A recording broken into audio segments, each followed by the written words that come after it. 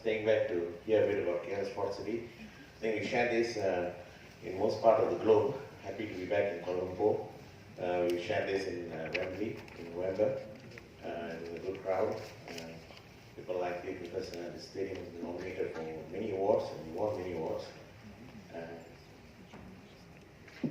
We also shared it in other parts of the world, in Tokyo, Dubai, Jakarta, Singapore, Berlin, Amsterdam.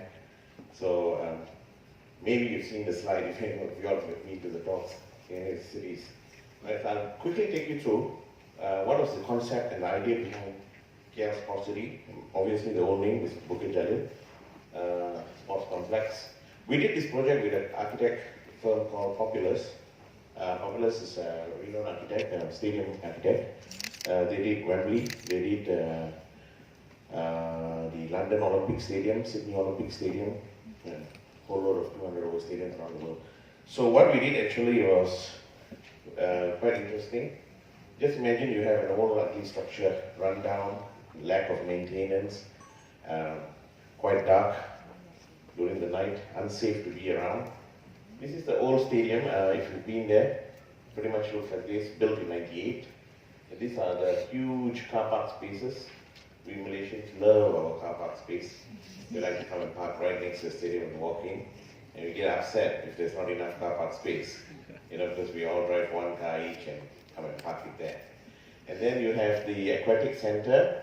You have the indoor Axiata Arena. So we worked on 1, 2, 3, and the 2 hockey stadiums at the far corner. So we looked at the space. A lot of the space is underutilized, car park space. All the shrubs probably infested a lot of snakes as well when we went there. We actually found there's a snake farm at the back of the aquatic center. So we needed to do something serious, something different. So what Populous and MRCP did all together was we started talking to event organizers at very initial stage. We went and visited close to 40 stadiums around the world to do benchmarking exercise and learn from the mistakes that were done there, things that could have been improved, things that people look forward when they come to a sporting venue, right? So some of the things, and what took place after that was, we came up with this high-level master plan. That's what I said earlier in the sharing session on smart cities. So the master plan is a very important piece of work where we actually, what you see at the far corner here are all the exchange land that we got from the government in lieu of building or upgrading the sport city, right? So we broke it up into 2 phases. Phase 1 was immediate upgrade of National Stadium, Axiata Arena, the aquatic center, and the hockey. And we built up a whole new landscape plaza. Now, if you look, what we did with Populous is that we brought the entertainment into the center of the National Stadium. So it's a big 6. Okay, we redid the roads here. All right, so there's a huge driveway here. People can drive into the stadium, and the whole idea is to make the National Stadium the center action. Okay, now these developments are yet to happen. This is the exchange land that we got. This is the one I was talking about. Having built this, then you are actually a walking distance away from all this exciting space. All right. Of course, there's the phase 2 and other parts of the development which is supposed to happen and is still with the government to decide. So this is how it looked in 1998. This is how it looked for the SEA Games. I'm sure some or most of you all have been to the stadium during the SEA Games. If not seen it on TV, right? We changed all the seats. We introduced this thing called pixelated effects. So the stadium looks like as if it's full, but actually it's empty. And nowadays with the entertainment system, they can actually play some roaring sound of a few hundred people. You think the whole stadium is full and football full action is going on when you sit at home and watch it. And we did a test actually. If you got, I think 5,000 people screaming in a stadium which is enclosed like this, the bounce effect of the sound is so great that you can hear it on TV as if it's a fully seated stadium. Okay, it happens in most stadiums, by the way. Right? So, let's go back to the concept. This is how it looked in 2015 when we first went to the site. You can see everything is run down. The National Stadium has all these old staircases that goes up. Quite in nighttime, it's not advisable for women to go here. Highly dangerous, anything can happen to you in the car park space. There's not enough lights there as well. No CCTV whatsoever. So we went back and, like I said, I'm not going to talk too much about that. That's ourselves and Populous looking at the entire stadium in 2015. This is how it looks from the plan view. Very hot because all this concrete is on the floor, and it's not even bitumen. Some of these stones here really produce a lot of heat, and there's not, you can't see a single tree here, by the way, except for these few. So that was something we needed to look at. So you can see the car park space is huge, all right? It's and a lot of this space is just only used for parking cars, So people who go to the stadium on a normal day, they can't do anything in the car park, okay? This is just meant for cars, right? So we came up with this whole concept of terracing the entire car park, cutting down that slope, bring the steps, the garden. We started to activate the space by creating these different levels of the plaza. And the whole idea is to have it activated during the day, during the night. We looked at having it for kids, for teenagers, for adults, and for old folks. So we went and looked at the whole spectrum. So we brought in a lot of stuff to activate the space so everybody can have fun in Bukit Jalil or KL Sports Street. So, first thing first, we got 30% greenery into the plaza. Okay, got rid of all that car park and told everybody, no, car park's gone, take the train. Okay, that was a big thing for a lot of Malaysians. There is some car park left here, but most of this inner space has been taken up by the greenery. So there's only 5% greenery when we first went in, 3 to 5. We brought in about 30% of greenery, right, in the landscape. So there's a few thousand trees were planted. We put in more than 150,000 shrubs, all right. We brought in a lot of plants and a lot of greenery. That's pretty much how it looked in the artist impression or architect impression. We put in a water feature there. And then this is how it was previously, just to give you a feel of what was done. Let's go to the nice pictures so that I can show you what was built, right? Besides that, some of the, we also looked at some efficient features. We had these provisions that I mentioned earlier, the smartphone app for BMS, sports lighting, firefighting system, which can be controlled by the owner and operator of the stadium, all right, by the push of a button.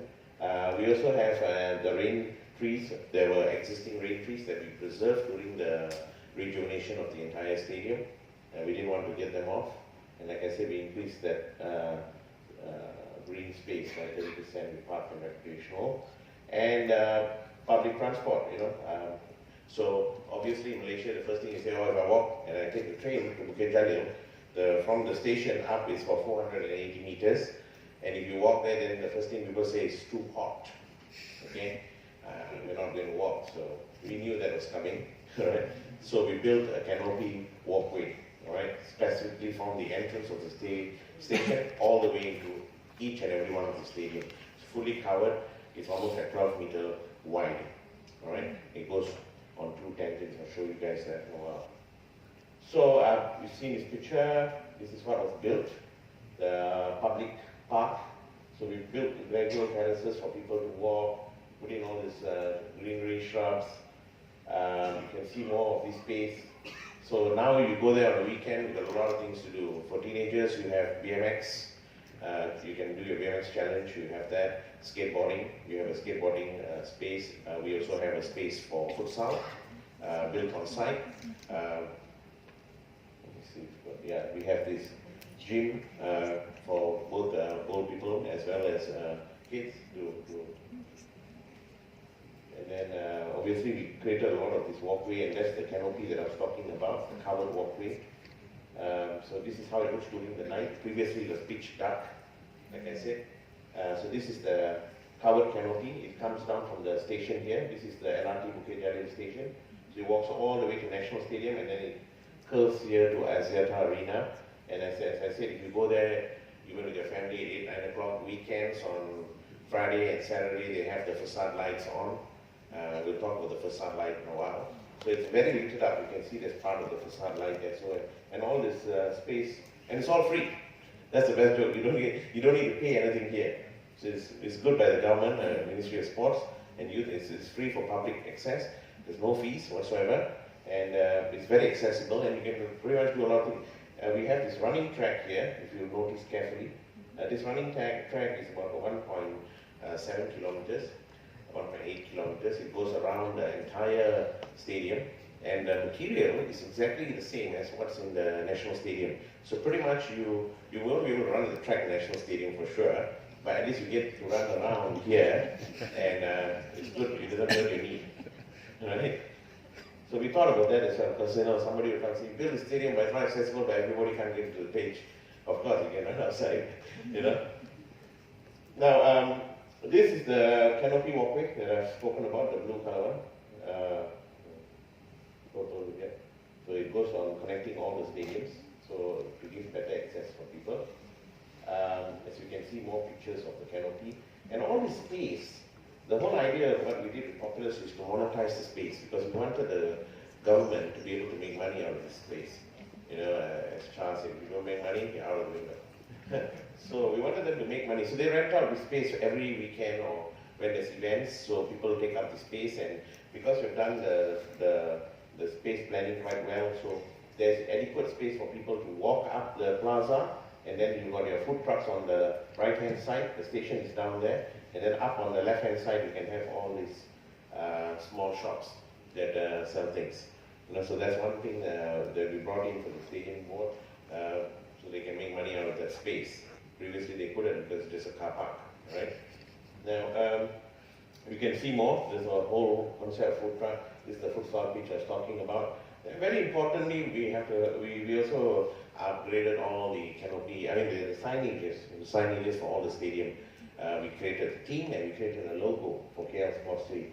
They never had one, but if you saw at the beginning, this is the logo of KL Sports City, right? So it has the logo, it has a brand name, right, behind it. Okay, so this is more of the canopy walkway. We'll talk about this. Basically, it's a twist here that copies the twist of the blades on the facade, which I'll share a bit more. So I'm going to dive in straight about this very high-level concept on the facade design. Why did we put it there? Everybody asks me, why do you have a facade? But actually this facade won us 7 to 10 awards by itself, okay, because it just gave the whole old stadium a different look. Okay, so we wanted to respect the old stadium and keep it there. At the same time, put something to cover up, to make it look different. All right. So the whole idea was, this is the old structure. This facade is independently suspended here, and the concept was two things. When we spoke to the customer, the stadium board people, they told us that they had a problem with sunlight down the lower tiers of the seated area. So during a hot day, the sun would straight go in here, and at the lower tier, they couldn't have any shops laid out, right? Because it's just too hot, right? So the first thing was to have the facade protect sun into the lower tier or the back of the house of the stadium. Because when you're seated on the chair here, this part actually is occupiable, the circulation area. So we wanted to have this space, this little space here around the stadium on designated areas to have tuck shops, food and drinks and so forth, right? So that's how the idea came about, and obviously the second reason why this facade was designed this way was because we wanted to have a home for the national football team, okay, Harimau Malaya. So Harimau is tiger, so the Malayan tiger. So these were the stripes of the Malayan tiger. Okay, that was the inspiration for us to put that facade up. Okay, so the stripes, if you put the stripes up, then comes the next question. How do you make this facade one of the best facades in the world for stadium? Okay, if you talk about Allianz Arena, it just lights up with one color. Right, so we decided to do something a bit more creative. We made that a big, huge billboard. Right, we put an LED strip inside this facade from down here, because there was a groove. Let me show you. There you go. So we got 678 blades, all right, all around the stadium, 1.2 meters apart, center to center, and it's about 20 meters in height. So in between these grooves, we put in a LED strip, highly programmable LED strip. So you sit off a computer, you program it. So you can have name prints, you can have fonts, you can have goal during a match, you can change colors, any color you want, and so it's highly programmed. So if Malaysia is playing a home game with Indonesia, then Malaysia scores, then the whole facade will be yellow and black with stripes and say go. If Indonesia scores, they'll probably put it red and white, but they won't do it. Alright, and say go. So, yeah, because we were there on a few football matches, we were supposed to be, fair to both sides, then we realized, no, it is only for Malaysia. Very pro-Malaysian. Right, so, so we worked on this entire facade. Now, obviously one of the major concerns was, does this structure, or can this structure withhold, this old structure, can it withhold the weight of this facade? Typically one blade would weigh anything between 8 to 10 tons. Oh. Okay? It's not light. But it's done on aluminium, by the way.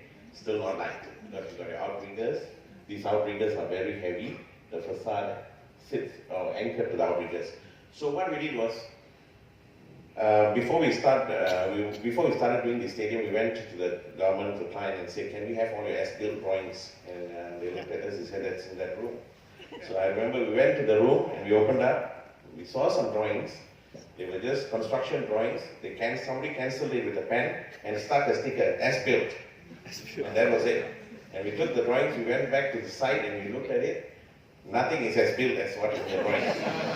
Because those are construction drawings, what is built was some other thing. Okay, so we came to, and this happened, because this whole project was supposed to be done in 18 months, from February 2016, and we completed it in May 2017. So we actually completed it in a record time of 15 months. So the job size is about 1.3 billion ringgit. So averagely we were doing 2.8 million ringgit daily worth of work. Daily, 2.8 million. Right? We had 70 engineers in the team, and we had 1,800 workers. We clocked in 1.5 million man hours without accident. Right? So these are some of the key factors of the project. And so what we did, we had to do a scan on the entire stadium, a 3-dimensional scan, because there was no as-built drawings. Okay, that ate up 2.5 months of our time, which was part of the planning, which was never envisaged for. So today I'm proud to say the entire stadium has been scanned end to end, up and down, in and out, to a 3mm accuracy. And we have as-built drawings in digital form and in hard copy. And we use that as-built drawings to model the facade on top of it in 3 dimensions. Okay, and before we started building this facade, this is how it looks with the light effect. That's how it looks during the night. Obviously with all the light around the facade. So this is where it comes on cutaway. But before I go to this, let me just go here so I can quickly explain to you what I was trying to say. Okay, so if you look at this stadium, you say this is oval, right? So when the contractor came on board and tried to do the facade survey, he found out something that nobody knew. These columns that were supposed to be oval, the stadium was never oval. We found out it was built with a 1.1 meter pillar off coordinates. But because it's so huge and you look upon so high, it looks oval. Actually, it's not. Okay? It's not as oval as what it looks. If you go and look in the engineering drawing, and if you actually plot it based on coordinates, it's not exactly oval. There's a 1.1 meter off on some of the columns. So, the contractor who wanted to do the facade now had a bigger problem, because if you look at the facade from the exterior, what you'll see is that it's supposed to be seamless. You see, it's so smooth. But can you imagine the columns inside here, some are in, some are out. Some are in, some are out. They're not geometrically symmetrical. So, that came to our new problem. We had to adjust this outrigger, right? These outrigger connectors, to be of different size. Although initially we thought just one size around the stadium. some long, some short, to compensate the distance or the off-center symmetry. Okay, so that was one of the biggest challenges we had. All right, let's move on. Just a facade for you. Then the other thing we did was they had the suites. I don't know if you've been to the stadium. They had suites that were pretty run down. The suites, they had 10 suites. We upgraded it to 20 because we wanted to make more money for the stadium. And these suites are not cheap, you know. During an event, it goes anything between 15 to 30,000 ringgit per suite. Right? But it's great. It's a great place to be, right? So what we did was we moved the suites from level 2 to level 3, right? A new level, 3M, and we had to demolish part of the structure. Okay, we had to remove some of the seats and we had to build it. So we created a 2,200 square meter deck, steel deck, suspended up here, and that was done in a record time of 2.5 months with concrete before we built 20 new suites in there, right? That's how the suite looks now. So this is the corridor which I was talking about that was built on a deck. You see what has, this is where the original seated terrace was, if you can imagine. It used to be a seating bowl, okay? But what we did was, we kept part of the structure as a sign of respect to the old stadium, okay? It's a very short piece left off. Here all was hacked and demolished, so this is a breakout space for people to stand and look down at the pitch. And that's the entrance of the suite, and this is a lounge area. Okay, so we really upgraded it. This is an interior of the suite, typical suite. So you have all this, you have your food prep area, your TV, your sound system, aircon, and this is something we did different from Wembley. In Wembley, the glass stops somewhere here, all right, and then this is covered by a panel. So if you walk in the stadium from the door on either side, you couldn't see the apex of the stadium. You don't have that grand feeling. Here what we did, we put the glass end to end, top to down, and the seated area out here. So the moment you come in here, you can see, even from this image, you can see right to the top of the stadium. In Wembley, you got to go out. You got to step out into the seated area to see the entire stadium. Okay, so that's one improvement that we did during our benchmarking study. Okay, I'm going to show you guys some before and after photos very quickly. This is how the old stadium looks like with all these steps. You know, disabled, you can't go up the stadium, too bad. Because the steps is there already, right? So we changed that. A lot of the park space were improved. We brought in all these trees, shrubs. This is the water feature that we had enhanced at the entrance of the stadium. That is a actual shot taken during SEA Games for the opening ceremony, right? This is the old stadium with the old seats and pitch and the running tracks. We got rid of everything in there. We put in new seats. The seats is interesting. We actually replaced all the 85,000 seats, and we did it in a record time of 90 days. It's never done anywhere in the world. It's the first time it's been done. Okay, and how we did it was, we went to this Australian company, and they said they could produce averagely about 500 to 600 seats a day. Right? So we said no go. In order to finish that number of seats, we need to do over 1,000 seats. They said, no way, cannot be done. Okay, so we said, all right, we'll take a mold, we bring it to Malaysia, because the seats have a mold, right? And say, okay, we can give you the mold, charge you for it, fine. I say, send us 2 engineers. We came to Malaysia, we went on a hunting trip. Okay, we went and scouted a few factories, and we found this very young, not young, very entrepreneur. It's a lady entrepreneur, if I remember her name is Dato Noraini. Okay, she does anything, from everything and anything with plastic. It's fantastic. Okay, she has 3 factories, and we went and visited the factory. We did an assessment on the factory. We spoke to the chief engineer. He's a Japanese guy. He's the one who does all the injection molding. We said, okay, what do you do here? She said, we build bumpers for Perodua and a few other car companies. I said, very good. That's a good start. Have you built seats? She said, never in my life. Okay, I said, okay, do you want to try to build seats? She said, yeah, why not? I can build anything from plastic. I said, okay. I said, you got to build all this in 90 days. Okay? So she said, all right, we do a trial run. So we did a trial run. We got the Aussies to come down to do the quality control and quality check. And we started rolling out seats. So initially we were doing only about 400 seats, because she's never done one. So then we started picking up, ramping up to 6, 7, 8, 900, during peak she was doing from 900 to 1,000 seats, and we had only less than 5% defects or defective seats, which we obviously rejected. And so that's how she supplied the seats. So we were doing like that many seats a day, and fantastic. So thanks to her, and now I think she knows that she can build seats. So after the more went back to Australia. So we did that, and we're very happy. We told the Prime Minister and the Minister at that time that a Malaysian company actually built the seats, but under license from an Aussie company. Okay, so if you go and sit on these seats, they're very comfortable. Right? They're one of the best seats in the world. And these seats are certified to class 5 on the fire standards. So if you have a cigarette butt on the seat, it will not get on fire. The earlier one burns to dust. Okay, so that's one of the enhancements we did. Running tracks also replaced, the pitch was the same one. And all these lights that you see here, we replaced all these lights, and we have a great entertainment system. Okay, we have the Rolls Royce of sound system in Bukit Jalil. Okay, so it's a premier sound system. It comes from Acoustics from France, and one of the best sound systems that you can have, concert level sound systems. This is the circulation area around the stadium. This is what we did. We done up all the circulation, put in the facade. You see, it's, now the sunlight really doesn't come in because of the facade covering. So this area now is shaded. So again, the client can rent out the space, right? That's the lights for you.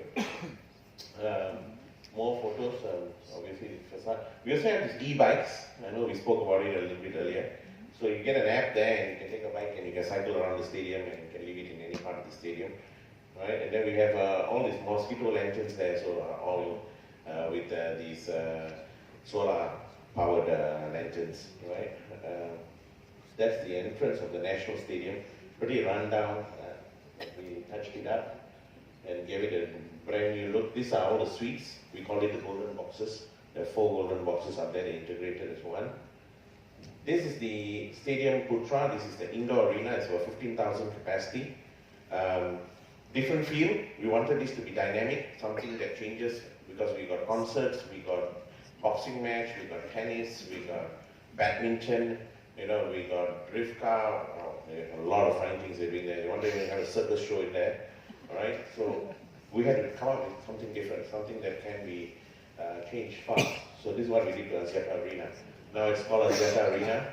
The facades are one of its kind in the world. As you can see, the lights are all embedded at the bottom. There's no light up here, and there's no reflection. We use technology, very advanced parametric technology, to model this on 3 dimensions before it was built.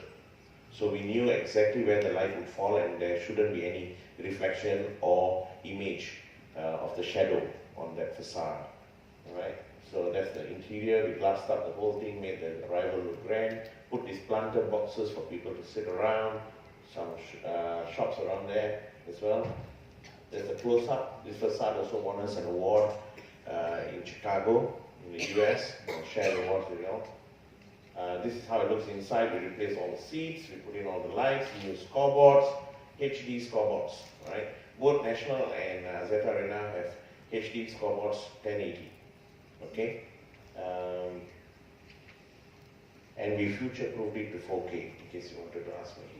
Okay, because we knew that was coming, right? Because Astro told us, people are moving after this 4K, so what happened? We have to replace this core. I said, no, future-proofed. That means you just got to change some chips, and then the board itself has the ability to display a 4K image, right? So in fact, the stadium was built with a lot of future-proofing. Because one of the things the minister at the time didn't want is the government to spend more money after some time again, right? This is the suites at the Axiata Arena, obviously looking down at the arena itself. This is the National Aquatic Center. It pretty much looks like a forest there, as you can see. There's a lot of snakes as well, and you can see all this is very poorly maintained. It doesn't have any feel, it's quite run down. We replaced this membrane, I'll talk about that in a while. This is how it looks now, right? Total transformation, but we kept the rain trees, right? The rain trees are there forever, so we kept it as a sign of respect. This membrane roof was replaced. It was not part of the project.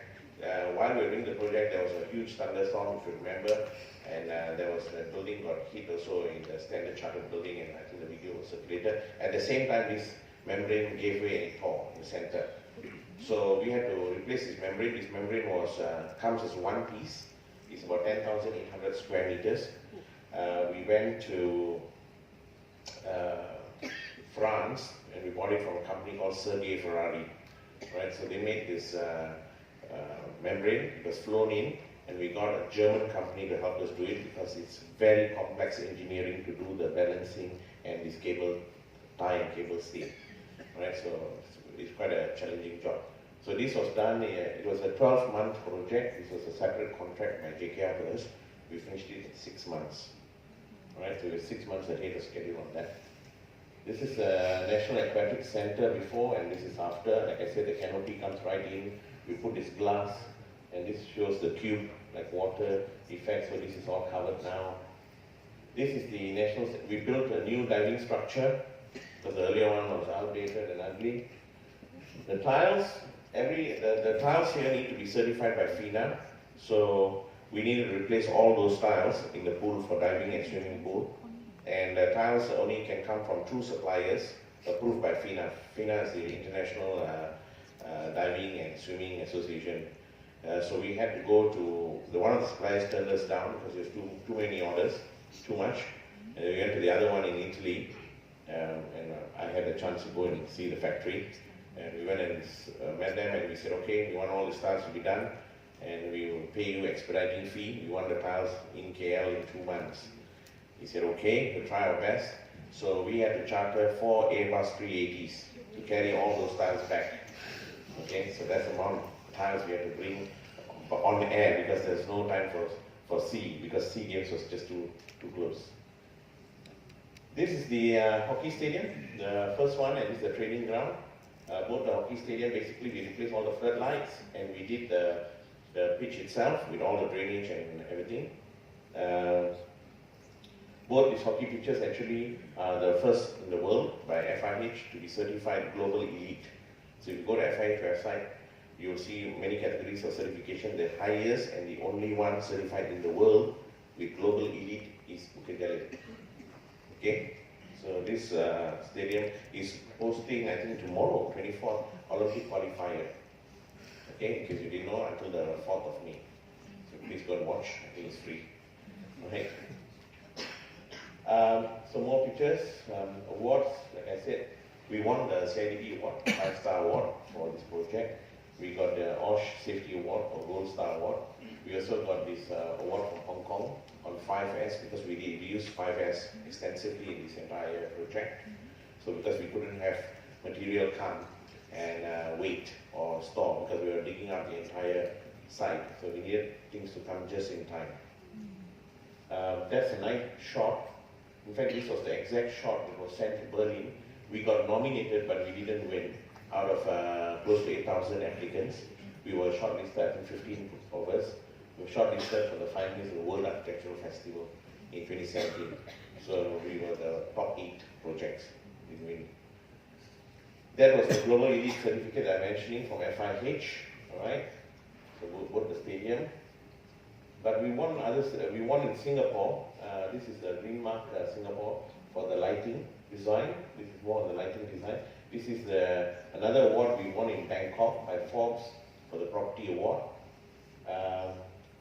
If you didn't know, Bukit Jalil was named the 2018 Stadium of the Year. This was an award we won.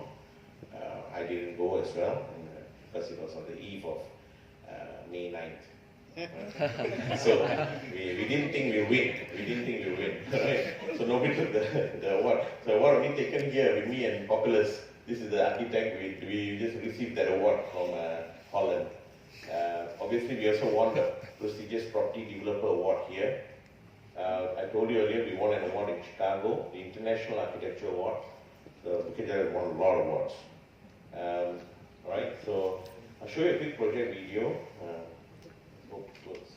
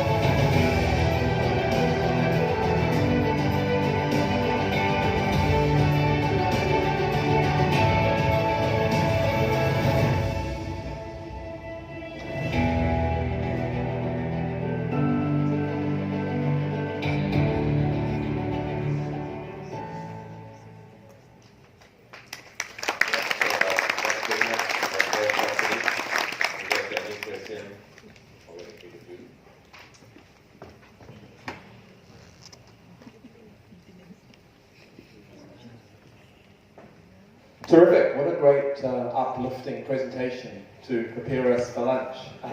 How many of you have been to the stadium? Okay, well now you've seen the rest of you what you've been missing, right? We've got some questions to ask you. The first one, what would you do differently having won all those awards? There's two questions there. Let's do the first one first. What afterwards, you do the post-project reviews, what do you think you would have changed? That's a very difficult question actually. Somebody asked me this question in Beijing before. That is the only place they asked me this question. Honestly, till today we can't say that we should have done this better or should have done that better because we are still nominated for another 3 awards this year. So I can't really answer the question because we covered a lot about this project well before we even started it. You know, so if you talk about fan engagement, we looked at that. If you talk about revenue generation, we looked at that. If you talk about disabled accessibility, we looked at that. If you're talking about besides sports, what else can the stadium do well? It can do a lot of other things. You know, so it's been built for many events. So we looked at so many angles that it's quite hard for me to say what it can't do unless we get a feedback from someone who actually uses the facility. So far, there's no inputs to say we could have done this or that better. No new building problems, nothing leaking, nothing not working. No, I mean, you'll have those things, definitely, because it ties back to maintenance and so forth. But that's an ongoing issue in any building. Yeah. But if you say what we could have done better in terms of design, exploration, and so forth, currently. And do you know how the 1.3 billion Malaysia ringgit that you spent compares to comparable stadium upgrades that have been done around the world? I think there's two parts to answer the question. The first part is, cost aside, the first part is those stadiums that were there were built back in '98, and the sporting regulations have changed tremendously since then. If we were to keep those stadiums, we cannot host any events, including stadiums. Because, example I give you, the running tracks, they didn't have any more certification from IAAF, the International Athletic Federation. You need that certification because, example, just explain very layman term, if you or I ran on a 100-meter sprint down the road and we clocked 9 seconds, we can't claim we got a world record. You need to run on an IAF class 1 running track, and you need to be, and your clock time is then valid to become or to be called a world record. So that's one. 2, the aquatic center was dusted. The diving boards didn't comply to FINA any longer because the regulations changed. So you need to upgrade. So we did a clean upgrade of everything. I think in terms of the second question, do you think the project's achieved its intended purpose as a destination of placemaking? I guess the answer is yes. Right? Yes, because one of the things we made Kia Sportsity in the logo branding was we wanted it to be a top 10 destination when you come to Kuala Lumpur. You see, today when any of us go to London, I'm sure some of us, or if not most of us, would have gone to Wembley. Okay, and they do tours of Wembley. The stadium board is in the midst of doing the same thing here. A tour of National Stadium, because there's so much here that I've shared with you all that a lot of people don't know. You know? Well, maybe you can take up Richard's suggestion then. He thinks you should get National Geographic to do a documentary on the project to kind of expand the awareness. Actually, thank you. National Geography has done it. It's yet to be broadcasted. Discovery National Geography, awaiting the minister's clearance. So I've seen the video, it's great. They interviewed 5 of us, the client, the ministry, us as the developer and builder, and fan. So yeah, look out for that. Back down to sort of reality, more operational. The first question, you talked a bit about this, but what do you do now to make sure the maintenance is taken care of for these upgraded facilities? Such an investment, how do you continue to take care of it? I think in this contract, basically the operation and maintenance is done by PSM, Perbadanan Stadium Malaysia. So what we did alongside with them is we wanted this facility to be in tip-top condition because we didn't want it to become a white elephant. That was my interview in BFM. You can look at the podcast. They asked me about being a white elephant, and I said no. So we actually went and trained all this PSM staff. We got them a list of tools, and we did video recording of the training. So what happens is sometimes people leave. Then if there's a new technician or new engineer come on board, he can look back at these HD videos, and the whole training is again illustrated for him. So that's something different we did compared to any other building. Every single training we did in this stadium was recorded for the client. Well, look, we've just time for one more question. The person who wants to ask about front-end engineering perhaps could talk to Dr. Kuna once he goes off the stage. But the final question is about his relationship to smart cities. I mean, do you see this as a smart cities project? I wouldn't say it's 100% smart city, like I said earlier, because there's still a lot of things that can be improved on, which obviously there's no budget at that time. We didn't want to put money into things that didn't have direct relationship to enhancing the facility. Example, we had that canopy walkway, that huge canopy walkway. On top of it, it'd be ideal to put solar PVs, because you could power all the lights there on the plaza. We already calculated it, but there's a cost to that, right? And that, I think the ministry at that time chose not to do, because the same amount of money could have been put into something that would have developed the sports part of the stadium. Okay, but it's left to the stadium board. Like we given them that proposal. You know, it could be an investment kind of return where the stadium board does it. Sure. So again, space has been provided, ideas and allowed for. Right. Okay. I mean, recreation and culture is one of the dimensions of smart city planning, right? So even if it's ring fenced, I think you should still claim it. I think you can still claim that you've added to KL's smart city. That's with your terrific investment. Please go ahead. So that's it before lunch, on time. And what I want you to do now is exercise your hands, because I'm going to ask you to put them in the air.